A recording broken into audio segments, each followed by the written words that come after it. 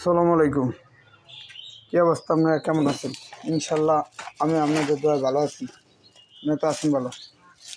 এই যে দেখেন, মানুষ বলে কি যে ইলিশ মাছ ভর্তা কইলে মানুষ টিটকারি করে। আমি কিন্তু অরিজিনালি ইলিশ মাছ কিনে নিয়ে এরপর বাইক দিয়ে ভর্তা করি। এই মাছটি মানুষ আমার টিটকারি মনে করে, ঠিক আছে? ইলিশ মাছ ভর্তা করি। আর এদিকে দেখেন, গরুর গোস্ত দিয়া আমি হালিম বানাই, খিচুড়ি রান্ধি। আমার কাছে কোনো শাড়ি মাড়ি পাবেন না। এই যে এখন এটা কাটবো, কাটতে আমি বানাইব, আমার নিজের হাতে আমি বানাই, ঠিক আছে? এই যে এটা একটা রানের পিস। তো অনেকেই বলে যে শাড়ি, না রে ভাই, আমি শাড়িতে হালিম বানাই না, গরুর খিচুড়ি রান্ধি আর ইলিশ মাছ ভর্তা করি। ঠিক আছে, সবাই ভালো থাকবেন। আলম ভাইয়ের পেজটাকে ফলো দিবেন, লাইক দিবেন, শেয়ার করবেন।